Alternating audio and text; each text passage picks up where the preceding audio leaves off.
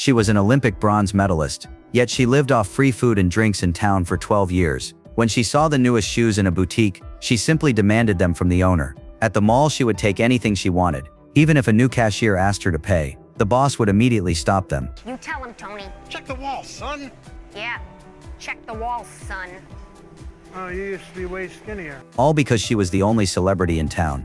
Back in the Athens Olympics, Hope tore her ligaments after a mistake, but she refused to sit in a wheelchair. Enduring the pain to finish her gymnastics routine, she landed on one foot and completed the competition, winning her country its very first gymnastics bronze medal. Hope became beloved by the whole town. Even the road signs read, "Welcome to the hometown of bronze medalist Hope."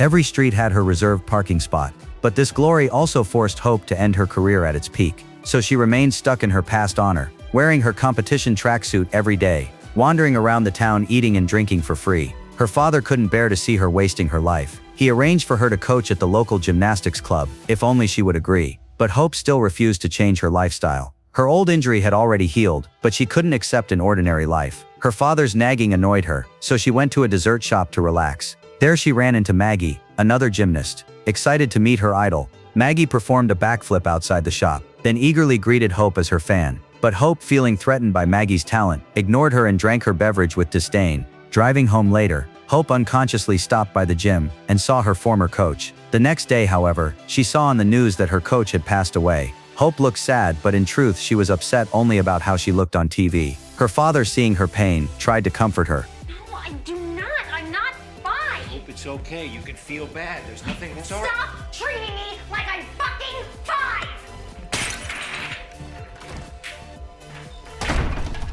The next day, her father handed her a letter. It was her coach's last message. If Hope would train Maggie until she qualified for the Olympic trials, regardless of the outcome, she would receive an inheritance of $500,000. Though Hope pretended to be unwilling, the way she clenched the letter showed her decision was already made. At that moment, Maggie, devastated by her coach's death, was ready to give up on her gymnastics dream. But upon hearing that Hope would be her new coach, she regained her energy at once. She took out Hope's signed photo from her drawer. Her eyes filled with admiration. Her idol's presence restored her confidence. The next day at the gym, however, Hope didn't train Maggie. Instead, she made her lie on the mat and meditate on gymnastics moves. Hope knew that with Maggie's talent, a little real training would surpass her own achievements. That meant losing her status as the town's only celebrity. But she didn't want to give up the inheritance either. So Hope devised a cruel plan. Instead of training Maggie, she made her eat high-calorie foods and even encouraged her to start dating. When Maggie hesitated to ask a boy for his number, Hope pushed her to do it herself. Her plan was simple: ruin Maggie. That way she could keep her fame and still get the money. But then one day, national team coach Lance showed up unexpectedly to check Maggie's progress. To his shock,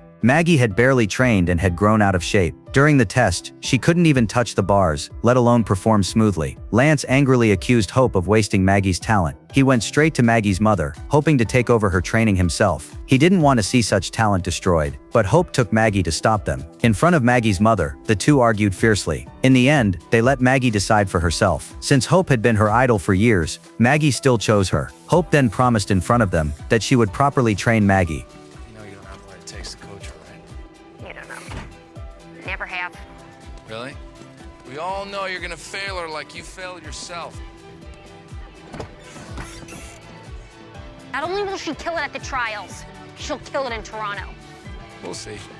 Determined to train her, Hope's first step was kicking out Maggie's boyfriend. From then on, she arrived at the gym every day at 7 a.m. sharp. With her professional skills, Hope quickly spotted Maggie's weaknesses. Through patient explanation and expert guidance, Maggie's abilities improved rapidly. The national qualifiers were approaching, with only 3 Olympic spots available. Every gymnast worked hard to prove themselves. Thanks to Hope's guidance, Maggie performed brilliantly, securing the last spot by a single point. But at that moment, Lance mocked Hope, reminding her he had a gold medal, while she would always remain a bronze medalist. Instead of crushing her, his words only fueled Hope's fighting spirit.